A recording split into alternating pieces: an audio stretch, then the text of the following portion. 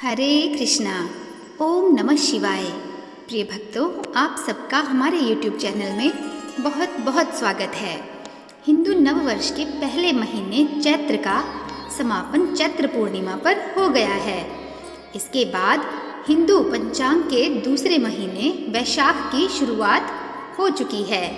विशाखा नक्षत्र से संबंध होने के कारण इसको वैशाख माह कहते हैं। मुख्य रूप से इस महीने में विष्णु जी, परशुराम और देवी की उपासना की जाती है। स्कंद पुराण में वैशाख माह को पुण्यार्जन मास की संज्ञा देते हुए माधव मास भी कहा गया है, जो कृष्ण का ही एक नाम है। इस महीने में स्नान दान करने से कई प्रकार के कष्टों से मुक्ति प्राप्त होती है। इस साल 2024 में वैशाख माह 24 अप्रैल 2024 से शुरू हो रहा है और इसका समापन 23 मई 2024 को होगा। इस महीने में आध्यात्म, जनसेवा, संयम, अहिंसा और स्वाध्याय करने से कभी न समाप्त होने वाला पुण्य प्राप्त होता है। पुराणों के अनुसार एक श्लोक जो कि न माधव समो मासो न कृतेन युगम समम न च वेद सममं शास्त्रम न तीर्थम गंग्या समम, अर्थात वैशाख को ब्रह्मा जी ने सब मासों में उत्तम बताया है और मान्यता है कि इस महीने में जन कल्याण के लिए संपूर्ण देवी देवता जल में निवास करते हैं। वैशाख महीने में गर्मी अति तीव्र होती है। इस दौरान समस्त देवी देवता भी जल में निवास करते हैं। ऐसे में वैशाख माह में जो भी व्यक्ति प्याऊ लगवाता है वह देवता, ऋषि एवं पितरों आदि सबको तृप्त करता है और कहते हैं कि इस माह में किसी एक भी व्यक्ति को जो कोई जल पिला दे तो वह ब्रह्मा, विष्णु एवं शिव को भी प्रसन्न करने वाला होता है। इससे कुंडली में सूर्य और गुरु मजबूत होते हैं और सुख समृद्धि तथा धन का कभी अभाव नहीं रहता। धर्म ग्रंथों के अनुसार जैसे विद्याओं में वेद विद्या, मंत्रों में प्रणव, वृक्षों में कल्प वृक्ष, धेनुओं में कामधेनु, देवताओं में विष्णु, वर्णों में ब्राह्मण, प्रिय वस्तुओं में प्राण, नदियों में गंगा जी और उसी तरह माह में वैशाख के समान कोई मास नहीं है। वैशाख महीने में जलपात्र, कपड़े, जलदान, आम, सत्तू, पादुका, हवा झेलने के लिए पंखे, छाया व्यवस्था, अन्न एवं फलदान करना अति श्रेष्ठ माना जाता है। तो प्रिय भक्तों, आज मैं आपको इसी वैशाख या माधव मास की महिमा का वर्णन करने जा रही हूँ। आप सभी इस कथा को बड़ी श्रद्धा से सुनिएगा। सूत जी कहते हैं कि एक समय महात्मा नारद के वचन सुनकर राजऋषि अम्बरीश ने विस्मित होकर कहा, महामुने, आप मार्गशीर्ष आदि पवित्र महीनों को छोड़कर वैशाख मास की ही इतनी प्रशंसा क्यों करते हैं? उसी को सब मासों में श्रेष्ठ क्यों बतलाते हैं? यदि माधव मास सबसे श्रेष्ठ और भगवान लक्ष्मीपति को अधिक प्रिय है तो उस समय स्नान करने की क्या विधि है? वैशाख मास में किस वस्तु का दान, कौन सी तपस्या तथा किस देवता का पूजन करना चाहिए? कृपानिधे, उस समय किए जाने वाले पुण्य कर्म का आप मुझे उपदेश कीजिए। सद्गुरु के मुख से उपदेश की प्राप्ति दुर्लभ होती है। उत्तम देश और काल का मिलना भी बड़ा कठिन होता है। राज्य प्राप्ति आदि दूसरे कोई भी भाव हमारे हृदय को इतनी शीतलता नहीं प्रदान करते जितनी कि आपका यह समागम। नारद जी ने कहा, राजन सुनो, मैं संसार के हित के लिए तुमसे माधव मास की विधि का वर्णन करता हूँ, जैसा कि पूर्व काल में ब्रह्मा जी ने बतलाया था। पहले तो जीव का भारतवर्ष में जन्म होना ही दुर्लभ है। उससे भी अधिक दुर्लभ है वहाँ मनुष्य की योनि में जन्म।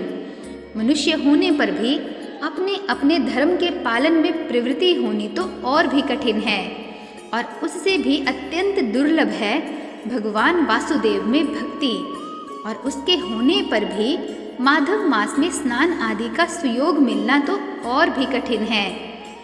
माधव मास माधव लक्ष्मीपति को बहुत प्रिय है। माधव मास को पाकर जो विधि पूर्वक स्नान, दान तथा जप आदि का अनुष्ठान करते हैं, वे ही मनुष्य धन्य एवं कृतकृत्य हैं। उनके दर्शन मात्र से पापियों के भी पाप दूर हो जाते हैं और वे भगवत भाव से भावित होकर धर्माचरण के अभिलाषी बन जाते हैं। वैशाख मास के जो एकादशी से लेकर पूर्णिमा तक अंतिम 5 दिन हैं, वे समूचे महीने के समान महत्व रखते हैं। राजेंद्र, जिन लोगों ने वैशाख मास में भली भांति के उपचारों द्वारा मधु दैत्य के मारने वाले भगवान लक्ष्मीपति का पूजन कर लिया, उन्होंने अपने जन्म का फल पा लिया। भला कौन सी ऐसी अत्यंत दुर्लभ वस्तु है जो वैशाख के स्नान तथा विधि पूर्वक भगवान के पूजन से नहीं प्राप्त होती। जिन्होंने दान, होम, जप, तीर्थ में प्राण त्याग तथा संपूर्ण पापों का नाश करने वाले भगवान श्री नारायण का ध्यान नहीं किया, उन मनुष्यों का जन्म इस संसार में व्यर्थ ही समझना चाहिए। जो धन के रहते हुए भी कंजूसी करता है, दान आदि किए बिना ही मर जाता है, उसका धन व्यर्थ है। राजन, उत्तम कुल में जन्म, अच्छी मृत्यु, श्रेष्ठ भोग, सुख, सदा दान करने में अधिक प्रसन्नता, उदारता तथा उत्तम धैर्य, ये सब कुछ भगवान श्री विष्णु की कृपा से ही प्राप्त होते हैं। महात्मा नारायण के अनुग्रह से ही मनोवांछित सिद्धियां प्राप्त होती हैं। जो कार्तिक में, माघ में तथा माधव को प्रिय लगने वाले वैशाख मास में स्नान करके मधुहंता लक्ष्मीपति दामोदर की विशेष विधि के साथ भक्ति पूर्वक पूजा करता है और अपनी शक्ति के अनुसार दान देता है, वह मनुष्य इस लोक का सुख भोग कर अंत में श्री हरि के पद को प्राप्त करता है। भूप, जैसे सूर्योदय होने पर अंधकार नष्ट हो जाता है, उसी प्रकार वैशाख मास में प्रातः स्नान करने से अनेक जन्मों की उपार्जित पाप राशि नष्ट हो जाती है। यह बात ब्रह्मा जी ने मुझे बताई थी। भगवान श्री विष्णु ने माधव मास की महिमा का विशेष प्रचार किया है। अतः इस महीने के आने पर मनुष्यों को पवित्र करने वाले पुण्य जल से परिपूर्ण गंगा तीर्थ, नर्मदा तीर्थ, यमुना तीर्थ अथवा सरस्वती तीर्थ में सूर्योदय से पहले स्नान करके भगवान मुकुंद की पूजा करनी चाहिए। इससे तपस्या का फल भोगने के पश्चात अक्षय स्वर्ग की प्राप्ति होती है। भगवान श्री नारायण अनामय रोग व्याधि से रहित हैं। उन गोविंद देव की आराधना करके तुम भगवान का पद प्राप्त कर लोगे। राजन, देवादिदेव लक्ष्मीपति पापों का नाश करने वाले हैं। उन्हें नमस्कार करके चैत्र की पूर्णिमा को इस व्रत का आरंभ करना चाहिए। व्रत लेने वाला पुरुष यमनियों का पालन करे, शक्ति के अनुसार कुछ दान दे, हविष्यान भोजन करे, भूमि पर सोए, ब्रह्मचर्य व्रत में दृढ़ता पूर्वक स्थित रहे तथा हृदय में भगवान श्री नारायण का ध्यान करते हुए कृच्छ आदि तपस्याओं के द्वारा शरीर को सुखाए। इस प्रकार नियम से रहकर जब वैशाख की पूर्णिमा आए, उस दिन मधु तथा तिल आदि का दान करे। श्रेष्ठ ब्राह्मणों को भक्ति पूर्वक भोजन कराए, उन्हें दक्षिणा सहित धेनु दान दे तथा वैशाख स्नान के व्रत में जो कुछ त्रुटि हुई हो, उसकी पूर्णता के लिए ब्राह्मणों से प्रार्थना करे। भूपाल, जिस प्रकार लक्ष्मी जी जगदीश्वर माधव की प्रिया हैं, उसी प्रकार माधव मास भी मधुसूदन को बहुत प्रिय है। इस तरह उपयुक्त नियमों के पालन पूर्वक 12 वर्षों तक वैशाख स्नान करके अंत में मधुसूदन की प्रसन्नता के लिए अपनी शक्ति के अनुसार व्रत का उद्यापन करे। अम्बरीश, पूर्व काल में ब्रह्मा जी के मुख से मैंने जो कुछ सुना था, वह सब वैशाख मास का महात्म्य तुम्हें बता दिया। अम्बरीश ने पूछा, मुने, स्नान में परिश्रम तो बहुत थोड़ा है, फिर भी उससे अत्यंत दुर्लभ फल की प्राप्ति होती है। मुझे इस पर विश्वास क्यों नहीं होता? मुझे मोह क्यों हो रहा है?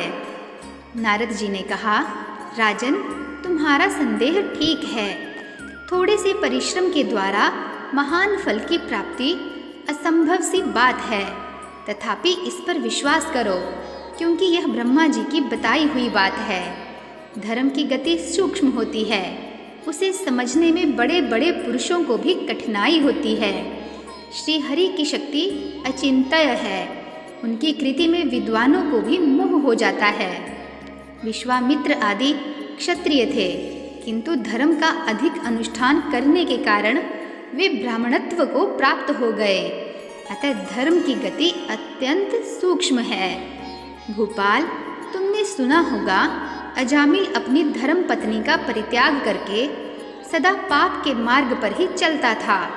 तथापि मृत्यु के समय उसने केवल पुत्र के स्नेहवश नारायण कहकर पुकारा। पुत्र का चिंतन करके नारायण का नाम लिया, किंतु इतने से ही उसको अत्यंत दुर्लभ पद की प्राप्ति हुई। जैसे अनिच्छा पूर्वक भी यदि आग का स्पर्श किया जाए तो वह शरीर को जलाती है, उसी प्रकार किसी दूसरे निमित्त से भी यदि श्री गोविंद का नामोच्चारण किया जाए तो वह पाप राशि को भस्म कर डालता है। जीव विचित्र हैं, जीवों की भावनाएं विचित्र हैं, कर्म विचित्र हैं तथा कर्मों की शक्तियां भी विचित्र हैं। शास्त्रों में जिसका महान फल बताया गया हो वही कर्म महान है। फिर भी वह अल्प परिश्रम साध्य हो या अधिक परिश्रम साध्य, छोटी सी वस्तु से बड़ी वस्तु का नाश होता देखा जाता है। जरा सी चिंगारी से बोझ के बोझ तिनके स्वाहा हो जाते हैं। जो श्री कृष्ण के भक्त हैं, उनके अनजाने में किए हुए हजारों हत्याओं से युक्त भयंकर पातक तथा चोरी आदि पाप भी नष्ट हो जाते हैं। वीर, जिसके हृदय में भगवान श्री विष्णु की भक्ति है, वह विद्वान पुरुष यदि थोड़ा सा भी पुण्य कार्य करता है तो वह अक्षय फल देने वाला होता है। अतः माधव मास में माधव की भक्ति पूर्वक आराधना करके मनुष्य अपनी मनोवांछित कामनाओं को प्राप्त कर लेता है। इस विषय में संदेह नहीं करना चाहिए। शास्त्रोक्त विधि से किया जाने वाला छोटे से छोटा कर्म क्यों न हो, उसके द्वारा बड़े से बड़े पाप का भी क्षय हो जाता है तथा उत्तम कर्म की वृद्धि होने लगती है। राजन, भाव तथा भक्ति दोनों की अधिकता से फल में अधिकता होती है। धर्म की गति सूक्ष्म है, वह कई प्रकारों से जानी जाती है। महाराज, जो भाव से हीन है, जिसके हृदय में उत्तम भाव एवं भगवान की भक्ति नहीं है, वह अच्छे देश तथा काल में जाकर जीवन भर पवित्र गंगा जल से नहाता और दान देता रहे तो भी कभी शुद्ध नहीं हो सकता। ऐसा मेरा विचार है। अतः अपने हृदय कमल में शुद्ध भाव की स्थापना करके वैशाख मास में प्रातः स्नान करने वाला जो विशुद्ध चित्त पुरुष भक्ति पूर्वक भगवान लक्ष्मीपति की पूजा करता है, उसके पुण्य का वर्णन करने की शक्ति मुझ में नहीं है। अतः भूपाल, तुम वैशाख मास के फल के विषय में विश्वास करो। छोटा सा शुभ कर्म भी सैकड़ों पाप कर्मों का नाश करने वाला होता है। जैसे हरिनाम के भय से राशि राशि पाप नष्ट हो जाते हैं, उसी प्रकार सूर्य के मेष राशि पर स्थित होने के समय प्रातः स्नान करने से तथा तीर्थ में भगवान की स्तुति करने से भी समस्त पापों का नाश हो जाता है। जिस प्रकार गरुड़ के तेज से सांप भाग जाते हैं, उसी प्रकार प्रातःकाल वैशाख स्नान करने से पाप पलायन कर जाते हैं। यह निश्चित बात है। जो मनुष्य मेष राशि के सूर्य में गंगा या नर्मदा के जल में नहाकर 1, 2 या तीनों समय भक्ति भाव के साथ पाप प्रशमन नामक स्तोत्र का पाठ करता है, वह सब पापों से मुक्त होकर परम पद को प्राप्त होता है। अम्बरीश, इस प्रकार मैंने थोड़े में यह वैशाख स्नान का सारा महात्म्य सुना दिया। अब तुम भी